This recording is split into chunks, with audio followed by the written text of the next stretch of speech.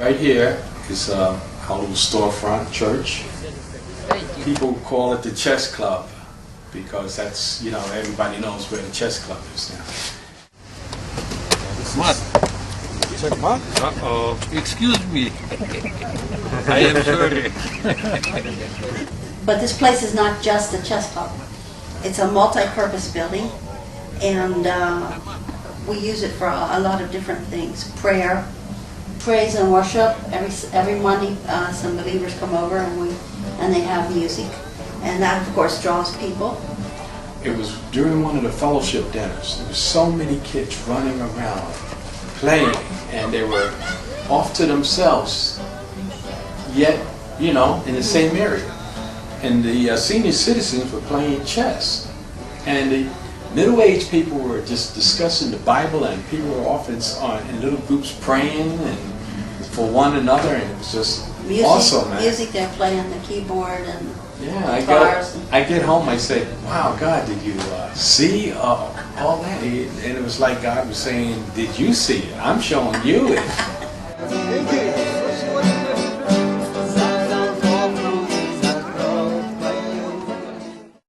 They refer to the Orthodox Jews here, the ultra-Orthodox Jews, the ones you see dressed in black with beards.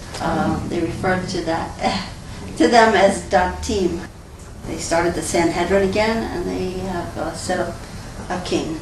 So they are hoping to establish a kingship over Israel again. And they call themselves the Pharisees, the ones that we are contending with. תושבי ערד היקרים, תדעו את האמת, האנשים האלה הם אנשים מסוכנים, מטרתם הכחת העם היהודי, הם מחלקים דברים בחינם, מטרתם להטביל אתכם לנצרות, תתרחקו מהם.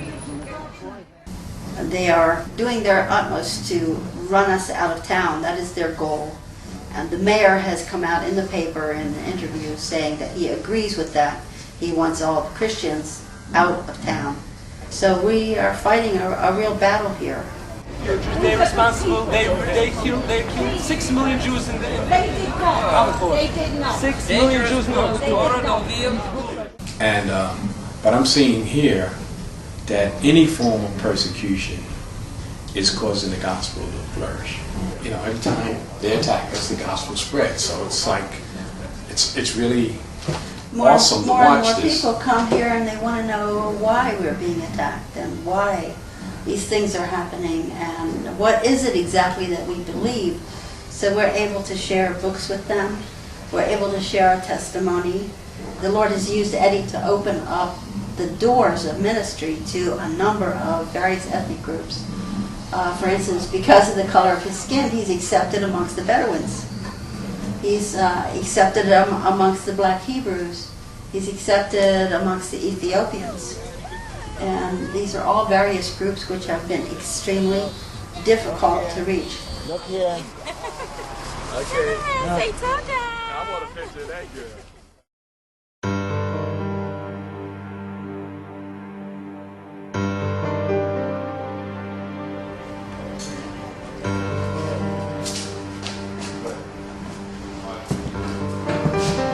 These die-hard chess players and domino players, they came the next day after the fire. They're out there playing on singed and blackened tables. Yeah.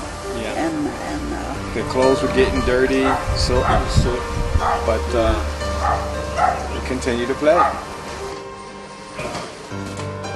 We have stood up. We're saying almost like no to a terrorist group.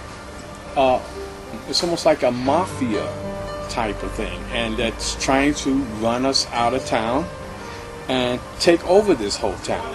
And the Hardim are very amazed that we've stood up to them, because usually the believers kind of go underground at this point. They don't do anything. They close up shop and they go underground. Well, we're not closing up shop, and we put it in the paper, we're not leaving. So they might as well get used to us. נכון אתה יהודי, נכון אתה יהודי, תגיד לילדים שאתה יהודי. גרמני.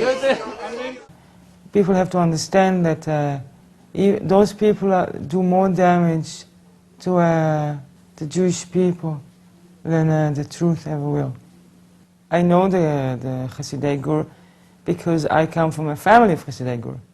I grew up in an Orthodox home, and from a child, at a very young age, I was taught to hate, and I was taught to hate everyone who is different than me. It's a Jewish version of the Hamas.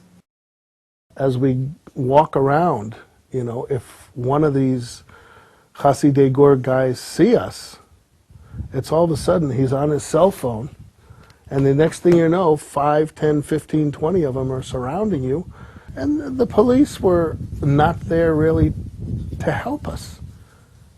The police were there to almost make sure that we didn't do anything to them. Shaking hands, man. It's coming to the point where they're getting more and more bold, and they're getting more and more aggressive. The police isn't doing anything about it, so they're actually getting the feeling like what they're doing is right, and that the people support them because the police seems to support them.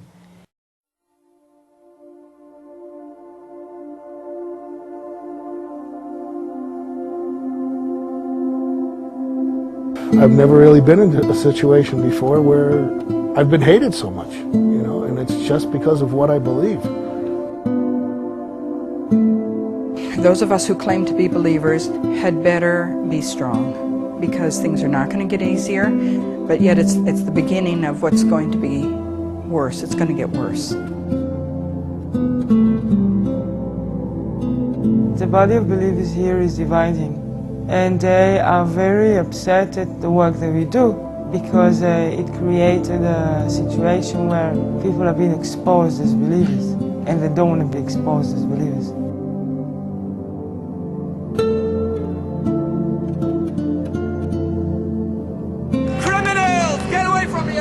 You're as well a criminal! Get away from here! Take your hands off the Jewish nation! No Jew believes in Jesus! You're Christians, don't fool us! Hey, he was the dirtiest of the Jews and you made him your God! It's caused some people who have been in the closet to come out and take a stand, and they've had to come up with a conclusion. What do you really believe in? When you see persecution from afar, it's easy to say, well, that's them and it's not me. But when you actually come into the situation and you're persecuted, it really makes you get serious with God.